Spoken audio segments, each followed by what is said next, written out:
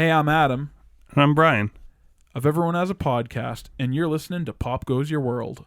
I'm Chris McBrien, and the pop culture from Generation X is everything to me. And I'm Derek Myers, and I'm here to educate Chris on the great pop culture of today's generation. Episode 148, Edge of Tomorrow Movie Review.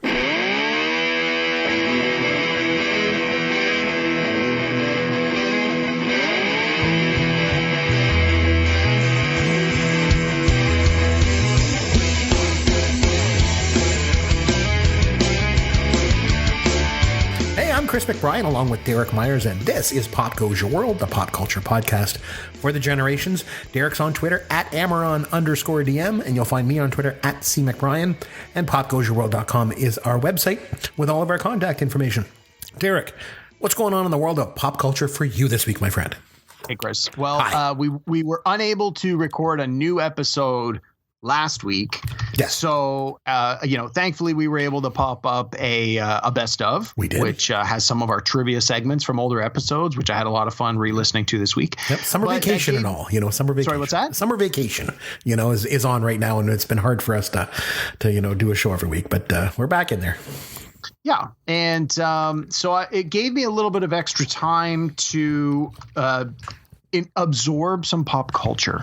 Nice. And there's a couple of things that I wanted to talk about. So the first one is I find so as we've previously mentioned, I'm super nerdy. I'm a big nerd. We're both nerds. Me more than you for a lot of other reasons. So one of the things that I'm really nerdy about is comic books. And there is a television show on Netflix called Titans. And it's based on the comic book series Titans, or the New Teen Titans, or the Teen Titans. It's all part of the same family. And the idea is it was released by DC Comics in like the late 70s, early 80s, the original comic book that was. And it was basically all the sidekicks got together to have a comic book. So it was called the Teen Titans. So it was like Batman and Robin, it was Robin. It was, Green Arrow had a sidekick called Speedy. It was Speedy. It was Wonder Woman had a sidekick. Wonder Girl was in it. And then they introduced a couple of new characters who have stood the test of time and become fan favorites. And so finally, after all these years, when, Marvel's making so much money doing the Marvel Cinematic Universe, DC Comics has been struggling to sort of figure out how to find their footing in the real live action adaptations of their product. They have not really done a great job with their movies, with the exception of the Nolan Batman, but with their television productions, they've done a lot better. Green Arrow did very well. Smallville did very well. The Flash is doing very well. And then they did this Netflix show called Titans. And again, it features some of the original characters from the comic book. So it's Robin from Batman and Robin, but he's like grown up. It's the idea is he's like in his early 20s. He's no longer Batman's sidekick. He doesn't really know what he wants to do with his life. And it introduces a few other characters from the Titans comic books that casual, comic book readers may not really know all these characters, but if you are at all familiar, you sort of know where it's going. I think it ran 11 or 12 episodes for season 1. So I had a chance to binge watch season 1 over the last week, and I really, really liked it. It was quite good. I don't know, I guess I had very low expectations for some reason coming into it, but I really liked it. I thought the casting was really good. And I know it was shot, the primary principal photography was done here in Toronto. And so there were some locations in certain episodes where I recognized it. And I actually have some friends that work in the movie industry that worked on the show behind the scenes, like special effects and some of the costuming and stuff. So there was, again, that sort of personal connection to it. So I watched the first season. I really, really enjoyed it, way more than I thought I was going to. And I'm actually very excited because I know there's a second season. I'm going to go and try and binge through that in the next week or so. So that was something that I watched that I really enjoyed over the last couple of weeks. I have a question for you on that. My kids watch an animated show on Netflix called Teen Titans Go. Is it associated with that? One. Yeah. Yeah, it's the same characters. Right, yeah. There's like Robin. Yeah. And so in the Teen Titans Go cartoon, the team is Robin, Starfire, Raven, Cyborg, and Beast Boy. In the TV show, it's those same characters except not Cyborg. So it's Robin, Raven, Starfire, and Beast Boy, as well as a few other characters from the comic books that make appearances in the show. Not every episode, but are there to sort of remind you that, hey, this franchise actually has a pretty deep bench. So that's something that I've watched that I've really enjoyed. And another thing that I just watched today actually was a documentary. It was on HBO and it's called Funny Tweets. It's from last year, and basically it's about how Twitter is being used by comedians to give themselves a reputation. How people who would never otherwise have an opportunity to be professional comedy writers are making names for themselves through Twitter. And they interview all sorts of people who are like, I work for Family Guy, I work for The Simpsons, I work for Modern Family as a writer on their full-time staff because I use Twitter as a platform to demonstrate that I have a good sense of humor that these shows found appealing. It also delves into the darker side of social media and how you say the wrong thing one time and your career can end, but how someone like the President of the United States can pick your tweet out of the millions of tweets that he gets commented on in a particular day and suddenly go to war with you over some offhand remark. It was really, really well done. It interviews a ton of famous comedians as well as a lot of up-and-comers who are writers behind the scene that you may never heard of. It's called Funny Tweets. It's a documentary. I strongly recommend it. It's very, very well done. Well, I'll have to take a look at that. I wanted to mention a couple of things myself related to pop culture that's going on in my world this week. Both of them are very sad, though. So I'll explain. So both of them have to do with me and my sons. So first, my youngest son and I are reading a book together at night during bedtime. Every night when I put him to bed, we usually do stuff like Where's Waldo? And that sort of thing. But for something different, I suggested, why don't we read a book together? It's basically just me reading and him listening, but it helps him fall asleep, Anyway, the book that we're reading is Charlotte's Web. Have you ever read it, Caveman? I remember reading it for, I want to say like grade 3 or 4. And of course, I've seen the original movie. I think it was a cartoon. Yeah, it was. Let me tell you, it is unbelievably sad. Oh, my God. Yeah. Oh, it's about life and death and friendship. And as you know, Derek, when I was 24 years old, I lost my best friend. He died from a very rare heart condition that was undetected at the time. And that was right around the time that you and I met and we became friends, Derek. But anyway, the book Charlotte's Web is all about friendship and what it's like to lose a friend. So I'm reading to my son, and then he's like, "Why are you crying, Daddy?" And I found it like a great opportunity also just to talk to him about life and death and what it's like to lose someone and how life goes on, So it ended up being a great chance for me to try to explain a very difficult subject to a 7-year-old, So there was that. And then at the same time that that's going on, my wife went away for the night. And so my oldest son, he's 11, me and him decided we would have a boys' night. And what we do is we usually watch a movie together. And whenever we get together for a boys' night, we usually watch Gen X movies. So I usually let him pick one from Netflix or like from my DVD collection or something. Anyway, so he really likes Home Alone. So he wanted to watch My Girl because it has Macaulay Culkin. Really sad too, isn't it? Oh yeah, Macaulay Culkin. I've never seen it, but I know what it's about. Jeepers creepers. So he says to me, he goes, "I want to watch it because Kevin from Home Alone is in it." Man, oh man, that movie just got me. Now I want to explain a little bit. Now I had seen this movie back in 1994. I think it came out in 91 and it was on the movie channel in 94. And I remember I watched it right after I lost my best friend, like I mentioned. So that movie just really hit home for me. And I forgot, because it's been so long, I forgot how impactful that movie is, especially to me personally. So until I started watching it this week with my son. So I'm watching, he's like, "Why are you crying, Daddy?" I'm like, "Jeepers." I'm like, "My God," it was a really sad week in pop culture for me. But again, I used it as an opportunity for a teaching lesson, because My Girl is a really, really good movie to watch and then have a conversation about afterward. Kids are going to experience death at some point. And I found it just a really good opportunity to talk about friendship and life and death and how important all those things really are. So all in all, it was a great opportunity to have a meaningful and I believe important conversation with my son, both my sons for that matter. But it was really sad, but it was really good. So I was going to say, I remember so I don't know about you, but I remember sort of one of the first times that I had that conversation was when I was much younger. I used to watch Sesame Street, as many children did, and the character Mr. Hooper died. That's right. And I remember like reading afterwards, like years later, that the writers originally were going to say Mr. Hooper moved to California or whatever. They were just going to say he left Sesame Street because he moved. And the producers and the writers of the show at the time, after struggling with this thought, they finally went, you know what?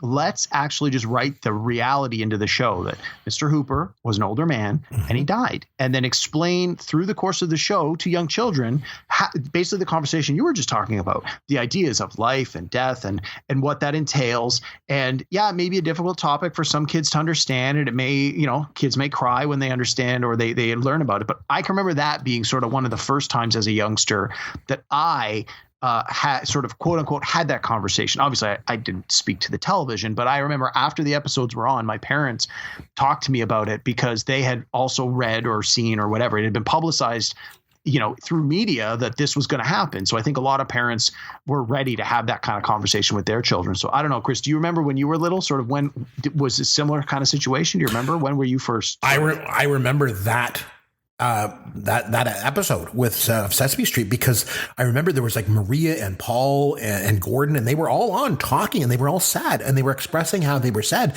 but they were also expressing how they were glad that they had the opportunity to know Mr. Hooper and what he meant to them and stuff like that. So that would probably be one of the first experiences for me with something like that. So that's a good one that you brought that up. Yeah. Anyway, I just want to lighten things up a little bit. So here's your dad joke of the week. Okay, so I figured since we're reviewing a Tom Cruise movie tonight, that I would give you a Tom Cruise dad joke. Oh boy. So here goes. All right. Derek, if Tom Cruise owned a distillery, what would he call it? I don't know.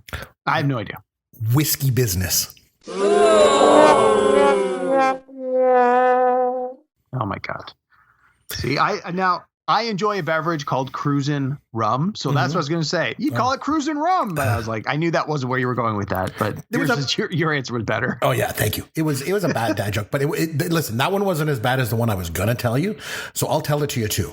Okay. Who cares? Because it's never going to make a PG rated. It will never make it past the censors anyway. So anyway, here it is. Derek. Chris, every time you do this, I get emails from people saying, what was the actual joke? And half the time I don't remember it. Because the whole thing, the censors will beep out the whole thing. Yeah. And then I get emails too. And they're like, what was underneath that censor beep? I got to know. All right, Derek. Why did Katie Holmes divorce Tom Cruise?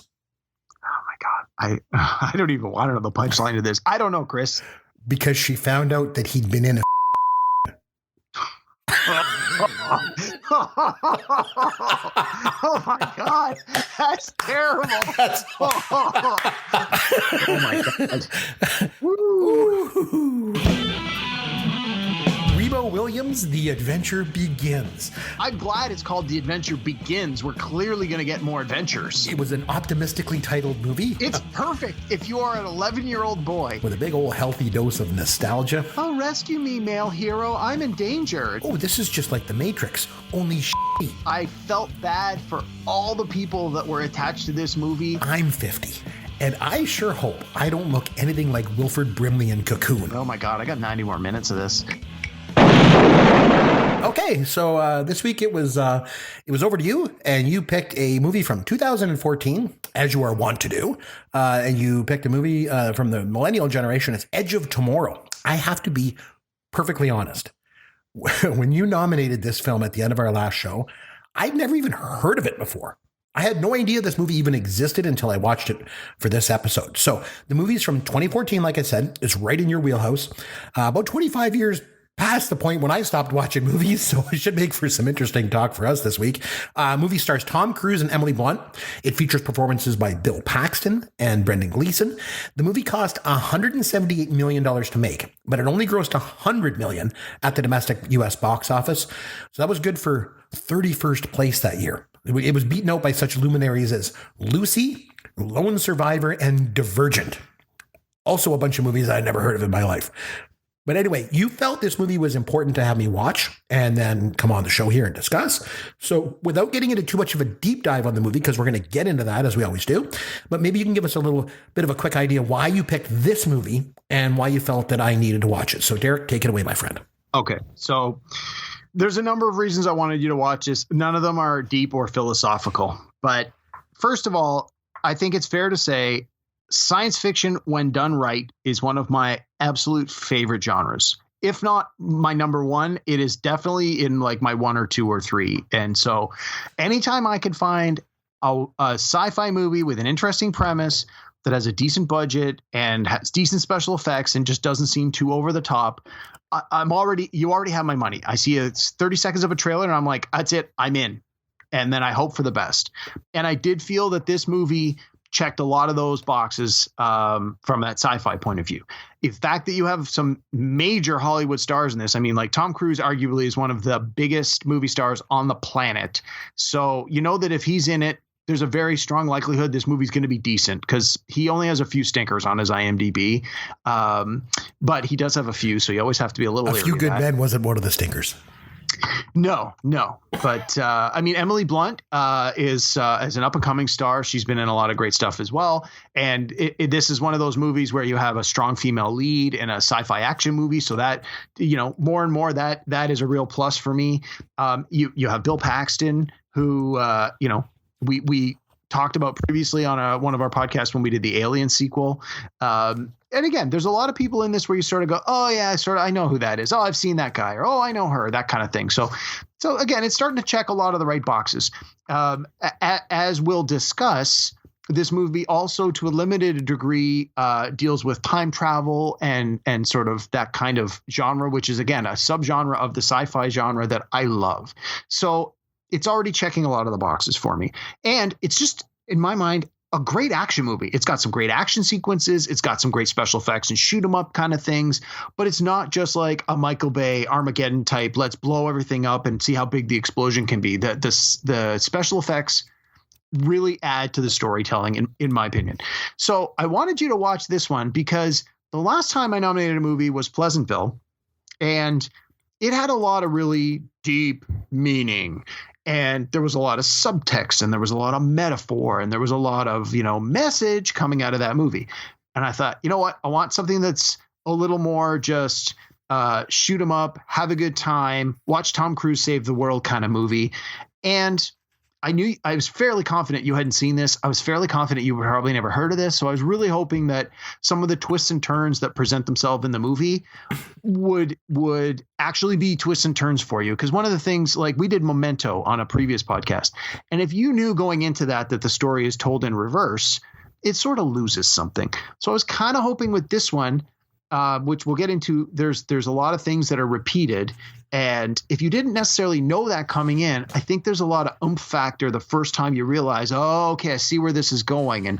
And so I was hoping that you would, number one, just have fun with it. But number two, that you might actually enjoy it from a craftsmanship point of view, much like Memento. It's like the story's decent, the performances are decent, but as a film, as a way to construct a story, I was kind of hoping that this might sort of parallel that in a certain way for you, where you can be like, even if you weren't in love with what was going on, you could appreciate the creativity that goes into making this kind of movie. So all those reasons combined is really why I wanted you to watch this. So without further ado, what did you think? So I went into this movie completely blind. I had no idea what it was about and no idea what happens. And I got to say, 2 hours later, I still really had no idea what it was about and what had happened. So you're going to have to walk me through this one a lot, Caveman. And you usually have to do that on a regular basis anyway. Okay. But I'm going to need some help navigating this movie. Okay. But on its surface, after watching it, even if there were questions, what is your sort of initial impression? Good, bad, somewhere in the middle? It was somewhere in the middle. I thought it was okay. I thought it was okay. It was somewhere in the middle. So, okay. That's better than hated it. No, I wouldn't say that I hated it. No, I didn't, because of it was in terms of the craft of filmmaking itself, kind of as you touched on, that's very impressive. This thing would have been a bitch to edit. That's for sure. And, we'll kind of get into that as well. So it was, from a movie making point of view, it just was really, really busy. And we're going to get into that a bit too, in terms of the, just the themes and stuff. So the movie, this movie does touch on a couple of my Hollywood pet peeves that we talked about in a previous episode, which we'll get to. That would be awesome. So the movie, when it starts, during the opening credits are actually interrupted by major news flashes from around the world. And right away, I thought that was really, really cool. What a great way to open a movie. It was right when the logos were coming up, and then they just got, they went out, and this news flash came up. So I thought that was really cool. So all over the news is an alien invasion that's happening right around the world. And it seems like they mentioned something about like a new technology or something being used to fight the aliens, and it seems like the humans are winning, and that's what the news is reporting anyway. But as it turns out, the military is just kind of feeding that information to the media because they don't really want to admit that they're actually losing the war with these aliens. But anyway, so Tom Cruise goes to London to work with US's allies, the British, and he meets Brendan Gleeson's character, and Gleeson tells him that he wants Tom Cruise to go to the front lines in France. He orders him, in fact.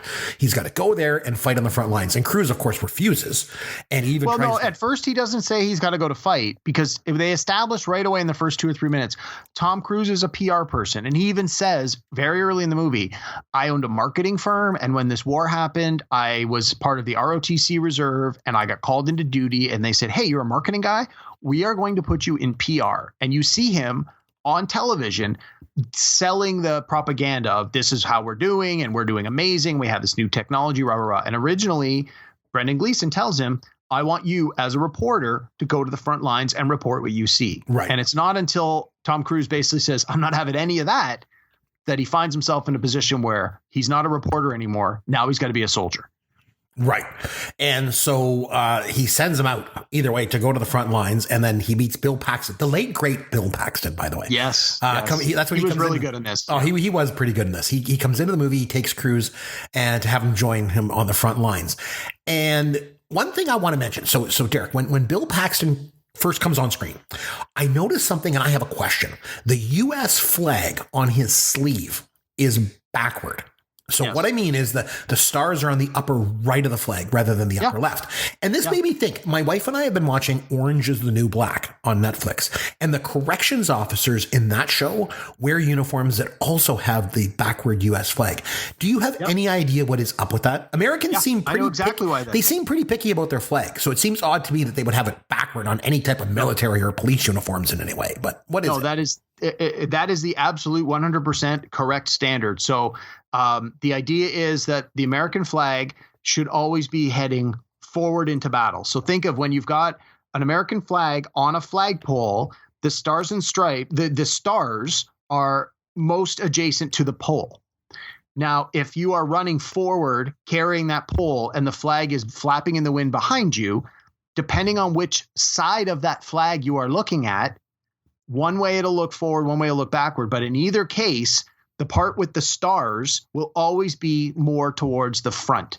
So on the military uniforms in the U.S., and I don't know if this is in all branches of service, but I'm fairly certain it is, the U.S. flag is, I believe, on both shoulders of uniforms. And on the one side, it looks correct. But on the other side, they put the mirror image because it's that idea that the flag should always be moving forward. And now that I've mentioned it, you will never unsee that in a military movie if it's done correctly.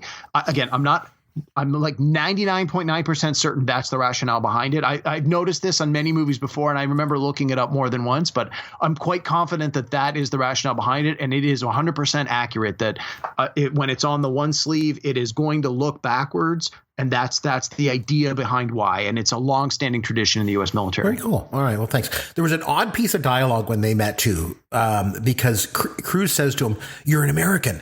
And Paxton's response is, "No, I'm from Kentucky." Yeah. And I thought that was an odd thing. I didn't understand what that was all about. It's just a character quirk. Yeah, I don't know. So it turns out that Tom Cruise is a private. He's not an officer, and he's gone AWOL. No, but I wasn't sure if that was true. He's a private. What's that? Because they claim he's a private. Yeah. We already have established that he is an American soldier and officer, and it's not until he tries to go toe-to-toe with the general and blackmail him that the general basically, he even says, he uses the term railroaded. He's been railroaded. And Bill Paxton's character, the Master Sergeant, is told this guy was caught impersonating an officer. Right. He's really a private. Give him the gears. So that's, I mean, they just lied about that, right? Like flat out lied. Yeah, I wasn't sure if it was like you're a career military guy. You're going to listen to your superior officer, and you are not going to question what he tells you. Gotcha. Or her, what she tells you. Again, I need a lot of explaining to get through this one. It's all good. So Paxton tells the platoon then that they have to have Cruise combat ready by the morning. So they suit him up in this armor battle suit thing.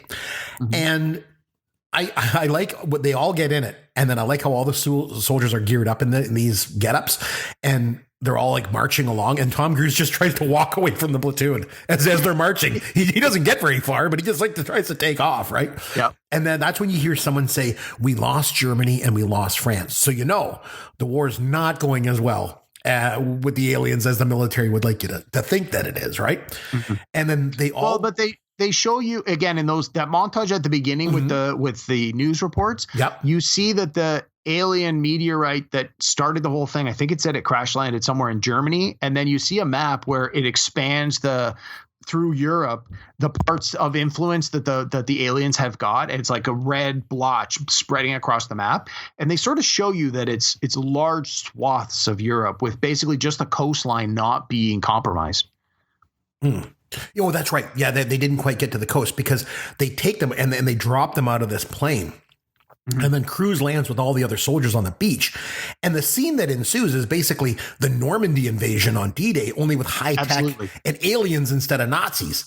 Yep. You know, and then it's all deliberate, a deliberate parallel by the creators of the film. Oh, for sure. Because then you finally get a chance to witness the aliens themselves. And they're just these big spider-like things with long tentacles and stuff like that. So the question I had at this point was, why all the heavy, clunky suits? The aliens are whipping around like lightning, and the humans are lumbering along in these clunky suits with these guns on them. Wouldn't they be better off with tanks or something? The aliens have this amazing range of motion, and the humans are basically at a huge disadvantage.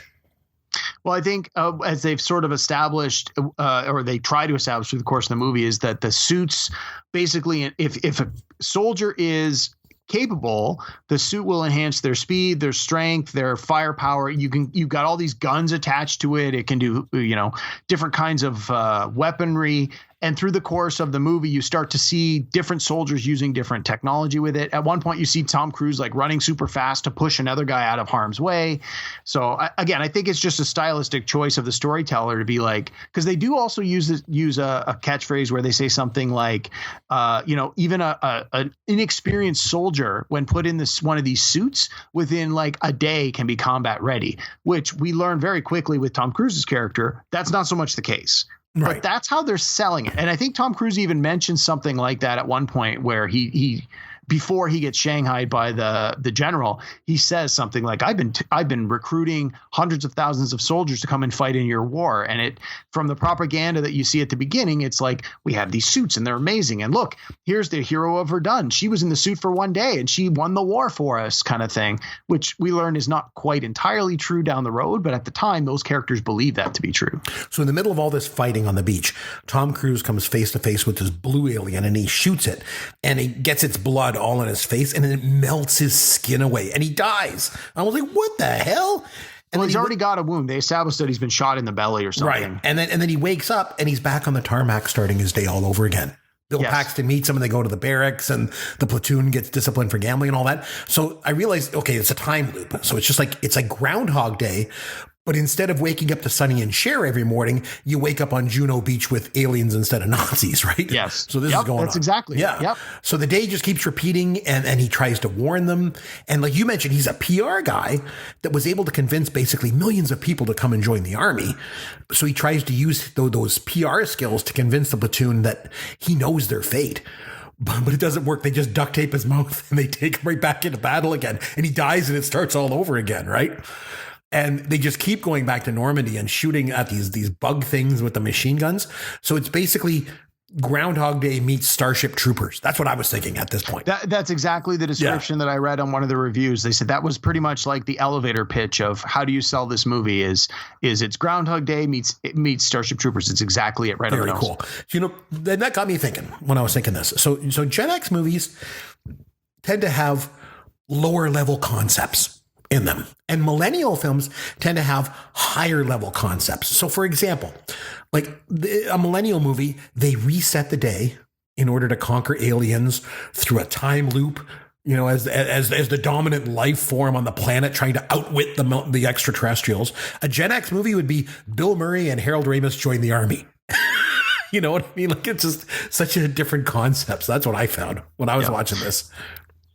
Yeah. Well, and I mean, this the idea for this movie, it's based on I want to say it's I think it's a Japanese graphic novel or it's Japanese, but it was a book or graphic novel, or it was a book that was adapted to a graphic novel and then adapted to the movie. So one of the reasons that the monsters sort of look the way they do is it draws from the idea of the Japanese anime, where they always seem to have like these long stretching tentacles and that kind of thing. But it's certainly more of a quote unquote high concept movie where you need to, once you understand that the story is happening over and over again, as a viewer, you start to look for those little details. How do I know this is the same? You try and look for things that are different. And then you, much like the character, are experiencing these loops over and over again.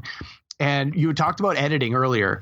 I think that's one of the things this movie does very, very well is if you're going to shoot the same scene over and over and over again, where only one character is expected to do anything different, it's going to be boring for the audience. So the director, I've read some stuff, the director even said, like, it's almost like getting to reshoot the scene over and over until you get it perfect. And it's like every time they revisit the barracks, for example, it's like the camera's at a slightly different angle or focuses on a slightly different character. And it's not that they shot it once and they used 12 different cameras. They literally shot it 12 different times from 12 different angles, because there are obviously subtle differences in the performances by the actors, but they're close enough re-loop to re-loop that you realize, oh, okay, this is the actor redoing the same thing.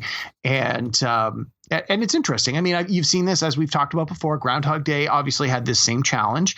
There was an episode of Star Trek: The Next Generation where there was this same idea where they relived a time loop. I think in the Star Trek show, they redid it 3 or 4 times over the course of the 1 hour episode. But it was that same idea of how do you show the same scene over and over again differently, but to still try to make it interesting. And the editing of this really, really helped that.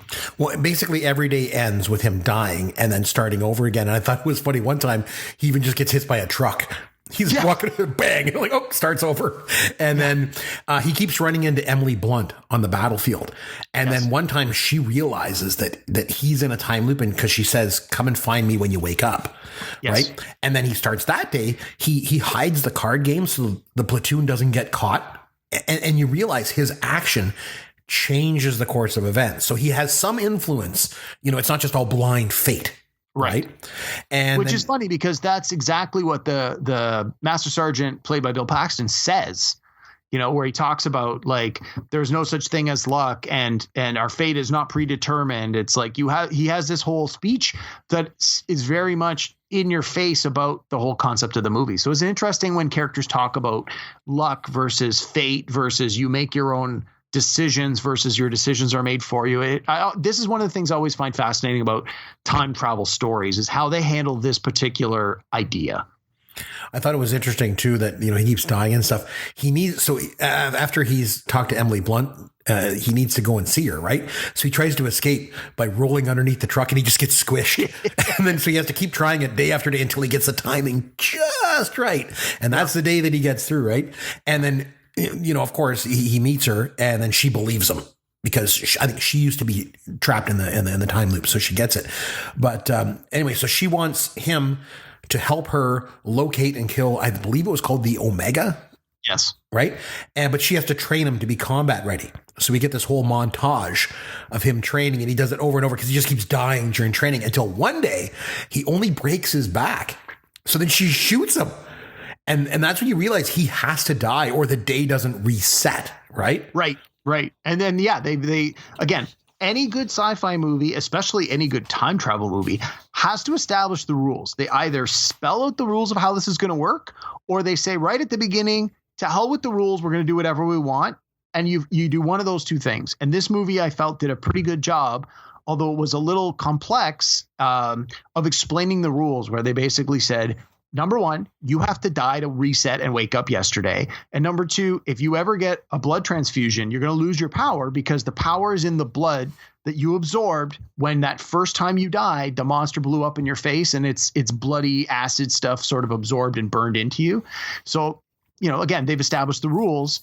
And much like any good story, when I think I've said this before, it's writing 101. if there's a shotgun hanging above the fireplace in Act 1, by Act 3, that shotgun better go off.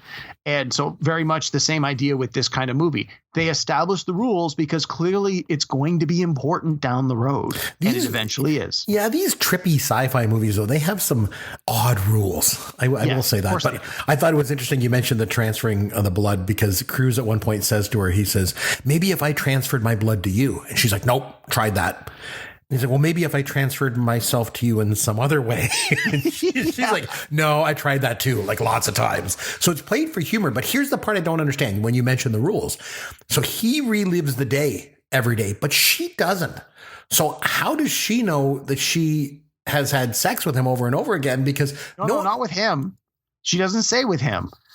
You learn that she previously had relived an earlier day in the war. Oh, I like see. the day where she is considered the hero, where, hey, she shows up on day 1 and kills all the bad guys. And everyone's like, you're awesome. And then she says at one point that she had to watch her friend die over 300 times. So, she relived that day at least 300 times or more. And I think that's the implication, is when she was reliving her day over and over. That's when it happened. Yes, that's and so it's. I don't think there's any implication of that, or there shouldn't be any idea that she's had sex with Tom Cruise. Oh, it's that she's implying that she's that's what I thought. with somebody else. Because no one else in the movie experiences the deja vu, right? Only they do. Correct. So anyway, this is another thing. So they can't move forward with any plans to kill the alien. The what's it called again? The Alpha and the Omega. The Alpha and the Omega, or whatever it's called, because they have to figure out how they have to get off the beach of Normandy. And we spend about 30 minutes of the film watching them going on the beach, dying on the beach, not getting off the beach. But here's the thing. Why not just find a way to not go to Juno Beach? And then they could have just eventually what they do, right? Yeah, but then they would have just thought of that right away and thought, well, if we got to get off the beach, how about we just not go to the beach? And then it would have saved 30 minutes of my life too, watching this. Like, I just would have made it that much shorter. This movie for me comes off as one of those first person shooter video games. Absolutely. It's supposed to. And because when you die in those games, you go back and you start over again, right? Just like this movie. That was the concept for the initial book. The author has gone on record. Like he said, when they asked him, how did you come up with this? He said, we're in a world where video games make more money than movies. More people play video games than go to the movies and watch TV. And one of the things with a video game is you have save points along the way. And if your character gets killed in a level, you go back to your save point and you can try it again, knowing what you know about that level. And that was his whole concept of, well, let's do that into a movie.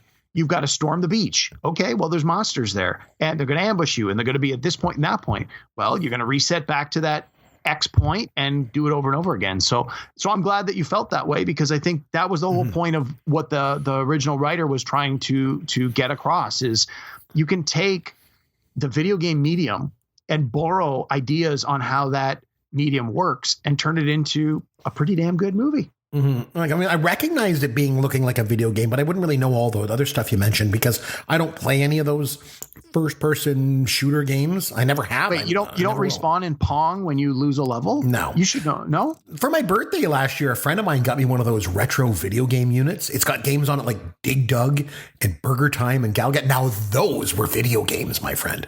Let me tell you. So anyway, in the movie, they steal the car with the RV trailer attached to it and they race away.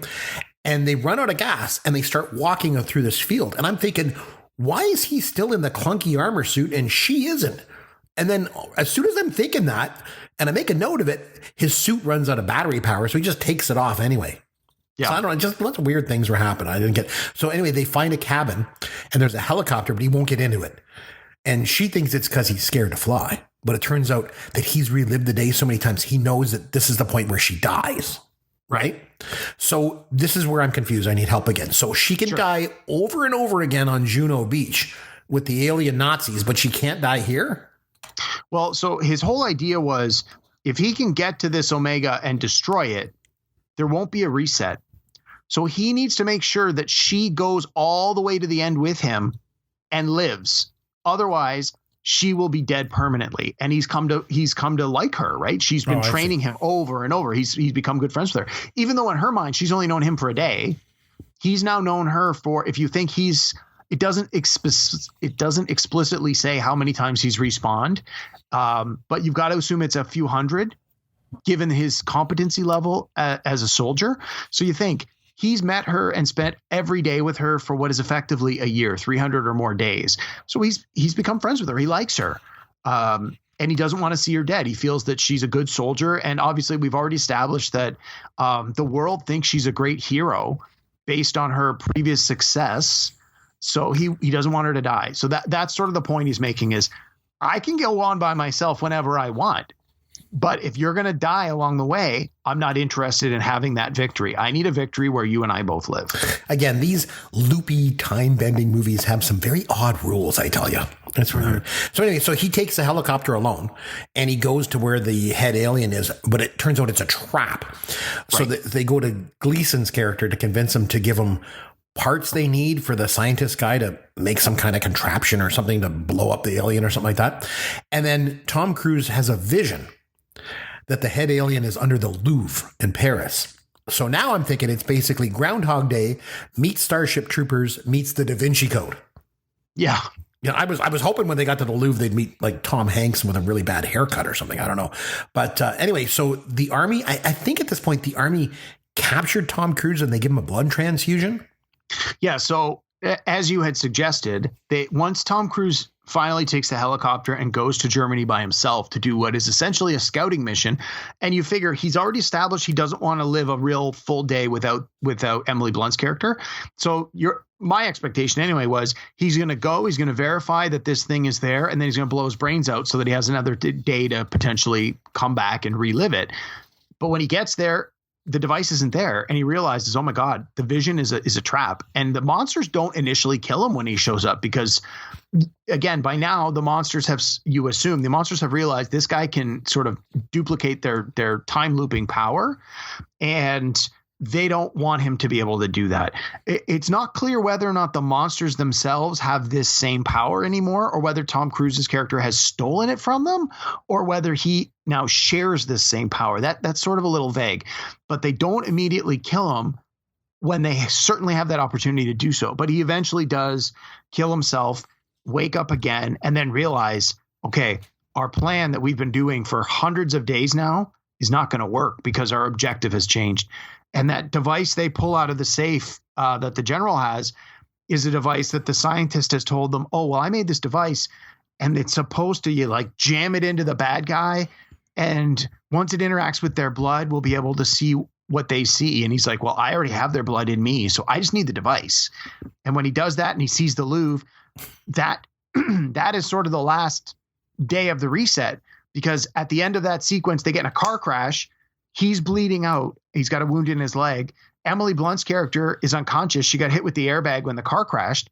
And then Tom Cruise wakes up and he's been given 3 pints of blood, and he realizes, oh crap, this is my life from now on. I can't relive this. But they have already established that this is still the day before the attack on the beach. Because like you said, when after he first woke up, he decided this time around, we're not going to wait a day and go on the beach. We're going to try something totally different. So they've got a few hours to do it. And that's when the last half hour of the movie, they're like, okay, this is it. We don't have any more respawns. We're out of extra lives. This is it. If we do it, we do it. And if we don't, we're done for it. There's no more do-overs. I feel like my head's going to explode. So in the loopy time bending movie world, this means he can no longer go back in time at this point. So it's for real from this point forward. Because she actually tries to kill him when she comes to when he's like on the stretcher and he's tied down, and she comes in and she's like, I was out of these restraints in like a few minutes. What's taking you so long? And she tries to stab him, and he's like, whoa, wait a minute. They gave me a blood transfusion. This isn't going to reset anything. Don't kill me. Seems like a lot of overblown gobbledygook to me. I don't know. At this point, I'm just getting confused. So anyway, they take this aircraft thing, and he's in the back manning this big gun. And so again, it's got the whole video game thing going on, right? Oh, for sure. And then he goes under the Louvre and he blows up the alien leader. And then he goes all the way back to the beginning when he first came to London. But this time the aliens are defeated.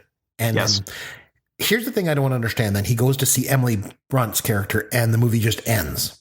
Yes. Somewhat thankfully, I think, but it's kind of an odd ending. And the whole thing just kind of confused me. So can you help me understand the ending? Sure. So I had to look this up. I've seen the movie a few times now. And so I just wanted to sort of make sure that what I was following sort of jive with what, the mass media is following. So the explanation that I read that I liked, that I felt sort of worked for me, was we've established, before the very end of the movie, we've established that Tom Cruise no longer has the power to reset his own life. He's got to live the life that is now in front of him. The reset power is gone. When he destroys the Omega monster at the end with the grenade, you see the little pins floating up and stuff. He is about to die. He's about to drown, right? He's been holding his breath underwater and he's sustained this wound. But the bombs go off and the main monster is about to die, or it does. The Omega dies. And when the alpha monster tries to reset, as we know it has done in the past, as we've established that it can do, the sort of the feeling is that it basically says, okay, I don't want to die. We're going to go back 24 hours. The problem is the brain of the monster has already been killed. So really all the monster has done is pushed it 24 hours into the past, and it dies 24 hours earlier than when it was exploded, which is why when Tom Cruise wakes up on the helicopter, there's a media release that says like, we don't know why, but the monster is dead now and it's a victory, and all the rest, we're just going to go into Europe and shoot them and destroy them, and that'll be the end of it. Basically, they've established it's a hive mind, and the hive mind has now been defeated. I don't know. This is still making my head hurt. I don't know. Yeah. So overall, but about the end, then the question is, so Tom Cruise didn't initialize or trigger the reboot to go back. This was triggered by the monster, but because he was in close proximity, you see him sort of absorb the blood again. So he has the consciousness and the memory when he wakes up of what had happened, all those loops previously. And I guess what he's trying to figure out is he was underwater in this explosion. And Emily Blunt's character was also sort of in that area. Maybe she absorbed some of this as well. Maybe she has these same memories and has remembered the last loop. And so I think when he goes to see her, that's what he's trying to establish. Is this the first time she's ever seen him? Because to her, this is the first time through this part of history, or does she remember? And it seems pretty clear that she doesn't. Yeah. Well, they cut to black before it's firmly established. But I thought that she kind of looked at him and didn't know who he was. I thought she said, "Who are you?" or something. I don't remember, but I think the thing I read was like her character smiles or something where she never has in the past. So it's not clear, but it's implied that maybe she does. And I know they're working on a sequel to this movie, so I think they're probably going to say that she does. But at the time when this came out, you had no idea if there was going to be a sequel. Right. So again, I love a movie where the ending is not explicitly told. Yeah, like you and Yancey both. It's great. The Inception ending with the spinning top where you don't know, is the top still spinning? Is it not? I love movies where it's up to you to decide. They've set out enough clues. They've set out the rules. You decide the ending you think fits best. And until they do a sequel and establish a definitive answer, it's totally up to you to figure it out. And so I actually really like that about the ending of this. I know you and Yancey are like that. Both of you. You like those endings that are kind of like ambiguous and trying to think. I don't know. I like more of a nice bow on the end that it all kind of comes full circle and we get an ending. So you want to give me a rating on this movie out of 10? We usually do that at this point. So what would you give it? I'd probably give this an 8. And honestly, of all the movies we've done that I've nominated, this is the movie I've actually seen the fewest number of times I think I had seen this movie 3 or 4 times before this one, whereas almost every other movie I've recommended, I've seen at least a dozen times before I suggested you watch it. So that I'm going to leave that at an 8. And I have one more thing I want to add, but let's get to yours. So I want to do an 8. I'm going to give it an 8 out of 10. What do you give it? I'd probably give it between a 5 and a 6. I like it. Yeah, because I mentioned before, like I say, but coming into this movie, I'd never even heard of it.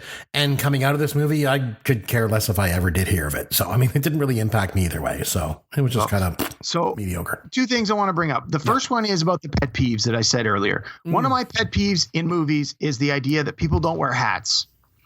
And I'd said this before, like Game of Thrones, they're north of the wall and it's freezing, but you can't have Jon Snow wear a hat because then you can't see his beautiful face and his lovely hair. Yeah, he takes his hat off this whole movie. Where all the soldiers have helmets with visors that obstructs their face. And very early on into the first battle, Tom Cruise takes his off. Yeah, and I thought that too.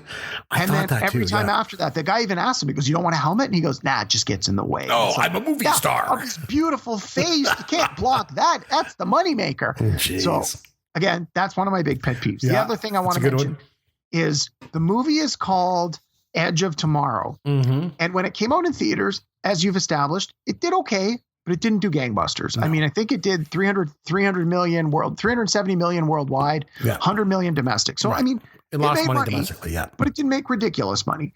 But when it came out on video, DVD, and Blu-ray, it did a lot better. It found a better following, and largely because they sort of rebranded the movie. Although the title is Edge of Tomorrow, the tagline was always live, die, repeat. And when they released it on video, at the top of the poster of the video on the DVD and the Blu-ray, in big bold letters, it was called live, die, repeat. And then at the bottom in small letters, it said Edge of Tomorrow. And so with that, and again, the producers were like, no, the title is still definitely Edge of Tomorrow. Live, die, repeat is just a tagline. But with the tagline that big, it very clearly established what this movie was going to be about. And more people found it on home media than they did in the theater because it worked more clearly defining what the movie was about. And so I think that's an important distinction. And so the sequel they're working on is tentatively titled Live, Die, Repeat, and Repeat. Whether or not they stick with that title, I don't know, but that's the working title. And so far, Tom Cruise and Emily Blunt have said they will definitely they have signed on for a sequel. And the director, Doug Liman, said he is in for a sequel as well. So I think once COVID sort of gets under control and they start going back to making movies, we're going to see Tom Cruise in Live, Die, Repeat, and Repeat in the next couple of years. Well, lucky for us. All right. Well, on that note, let's have some Fun with Caveman. Now, this week you made me watch a weird science fiction movie. So this makes me think, Derek, that you like weird science fiction movies just in general.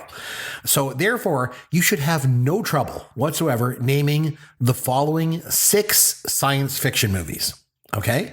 But what we're going to do is you're going to name those 6 weird science fiction movies by taking a seat in the winner's circle of the $100,000 pyramid.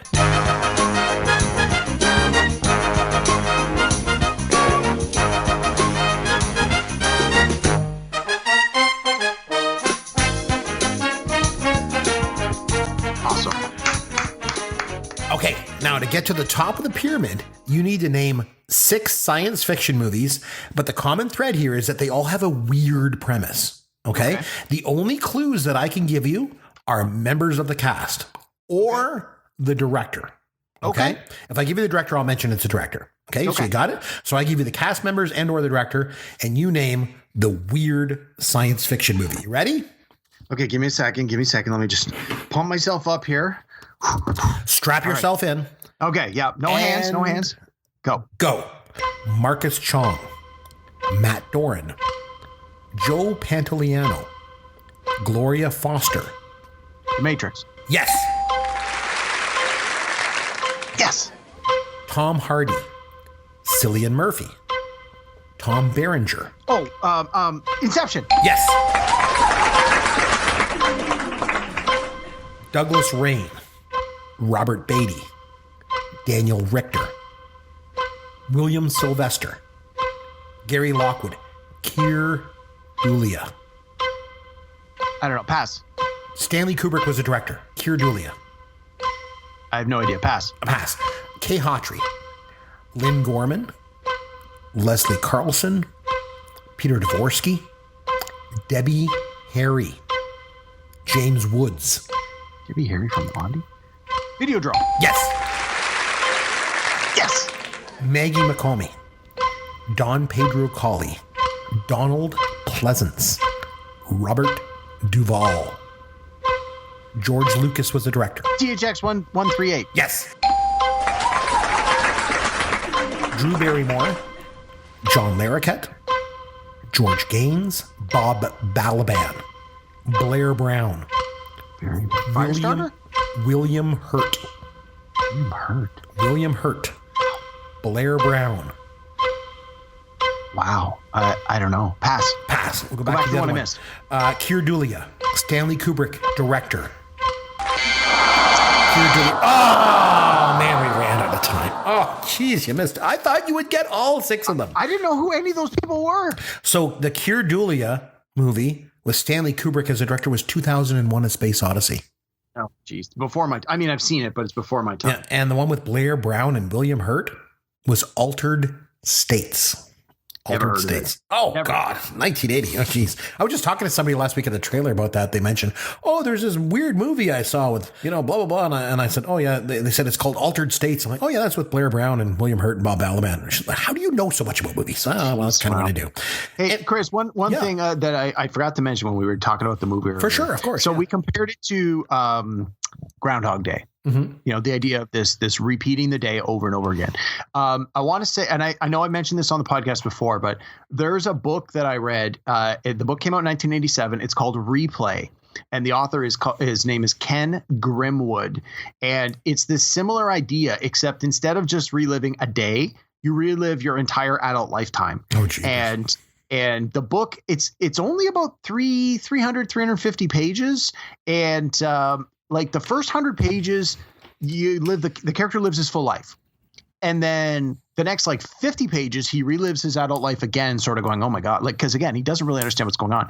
And then like the last third of the book, they start to fast forward, right? Like they relive it in broad strokes because now you sort of know the specifics, but it is exceptionally well done. It's a very good read. It's a little dated now just because a lot of the stuff they talk about in the 80s, like the idea is that he resets when he dies in the late 80s. So he lives through like the late 60s, the 70s, and the 80s. So for younger readers, it might seem a little more dated, but it was really, really well done. And you got to think this book came out before Groundhog Day. I'm sure it wasn't the first one to come up with this idea, but it's very well done. It's a very interesting read. I've read it a couple of times. I recommend it all the time to people. It's really, so if this sort of concept is something that you think you might be interested in and you're a reader, I strongly encourage you to look for the book. It's called Replay by Ken Grimwood.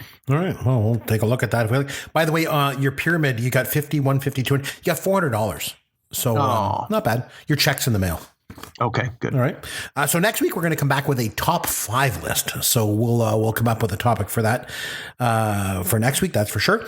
And if you want to reach out to us on Twitter, you'll find us at Amaron_DM. That's Derek, and at C McBrien. That's me. And popgoesyourworld.com is our website with all of our contact information. Shoot us an email and we'll get back to you. In the meantime, this is Chris McBrien for Derek Myers saying thanks for listening to Pop Goes Your World, the pop culture podcast for the generations.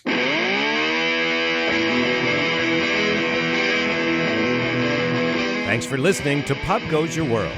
You can contact Chris and Derek at popgoesyourworld.com. Please take a minute and review the podcast on iTunes or wherever you download and listen to the show.